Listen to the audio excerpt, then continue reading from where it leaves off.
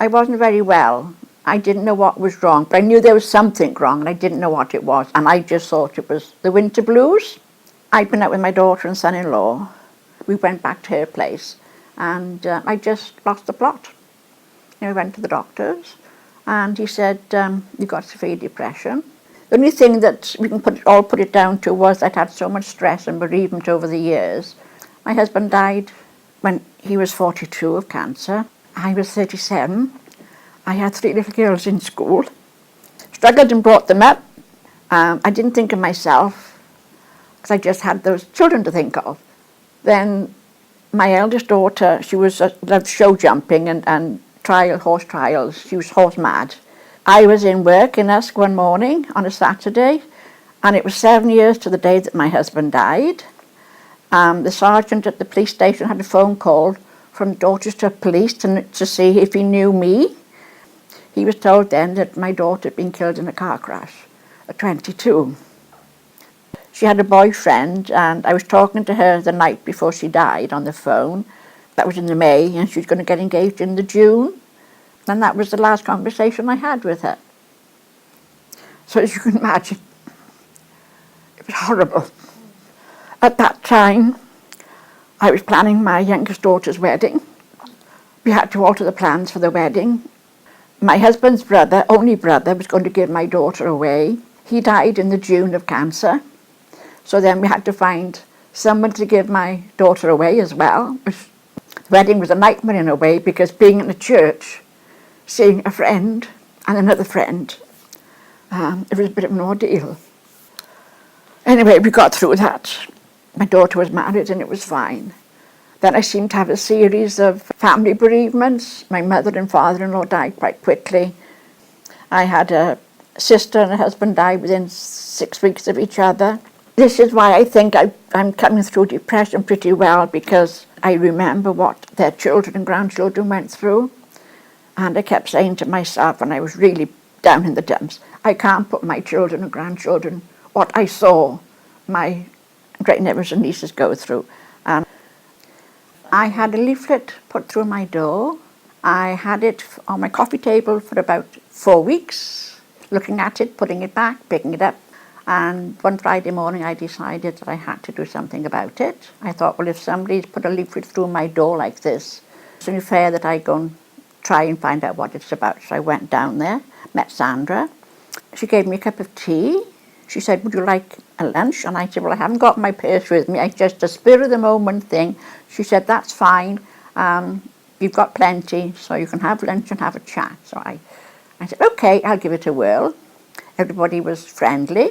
I'm glad I went, because I came back home thinking, because I'd been ill with depression, that I'd done something really out of my comfort zone for the first time for 18 months. I sat down and had a thought about it, and I thought, I enjoyed that, so I must make the effort to go again. So come the following Friday, I thought, shall I or shan't I? Can I do it again? So I did, and it was great. I really, really enjoyed it. And Sandra was talking about going on a trip to Western-super-Mare. So she said, would you like to come? And I said, I'd love to go, but there's no way that I can go. And I said, well, I've got very bad depression and I haven't got any confidence and I can't go to strange places on my own. She just said, you won't be on your own. I promise you I will stay with you. I won't leave your side all day. She really did stay with me, and I came back home and I had a wonderful day. But it was absolutely fantastic, and I haven't looked back. Everything I can go to, I go to.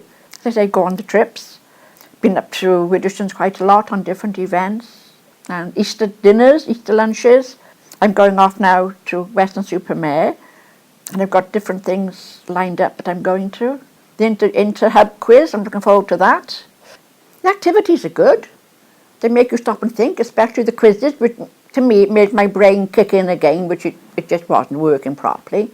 When we were up on Friday with Ian Johnson, there's no way I could have said anything then, because I was just so withdrawn, I couldn't have done it.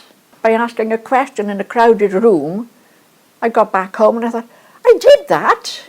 I think that's it's worth a lot.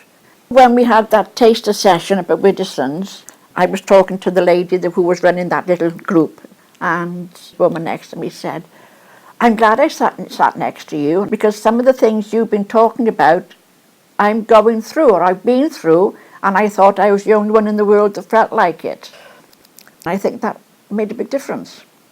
Given me a lot more confidence, because within perhaps 6 or 7 weeks of going to the hub, I plucked up enough courage to go to the pensioners one night, and I haven't looked back. I go there once a fortnight.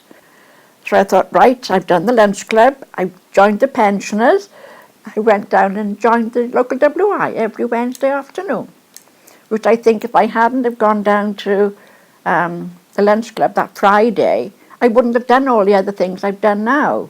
I'd still be sort of thinking, well, I can't do this and I can't do that. So I'm quite pleased.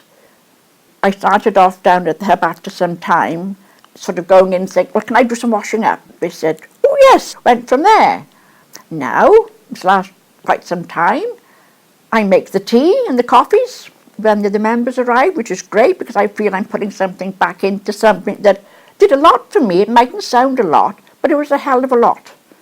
I sort of do a bit more now. I sort of, if they're a bit short down there or busy or we have extra things to do, I'll take the meals around, I'll do some washing up. I even have the key now to set it up on a Friday morning, which is great. I feel I'm putting a lot back into what I've had. Don't feel you're on your own, because it's not that kind of an organisation. And there's no pressure on you. Just come and have a cup of tea and a chat. And if you think it's okay, come and join us. You don't have to turn up every week, but obviously if you can, so much the better. There's so much going on up there, which is great. It has helped me put my life back into perspective again. I am me again. I've come back to life, if you like, because before before I had depression, and when I had depression really bad, I was just existing. I didn't want to go out. I didn't want any interest in anything. But Friday morning, it changed. Mother's off gallivanting again. We'll have to make an appointment to see her. Even my nephew rings up to make sure I'm here now. You're better. This is great. It really has changed my life completely. I'm me again now, which I'd lost. I wasn't me. I was a stranger. And I'm back to the bouncy me that I was before.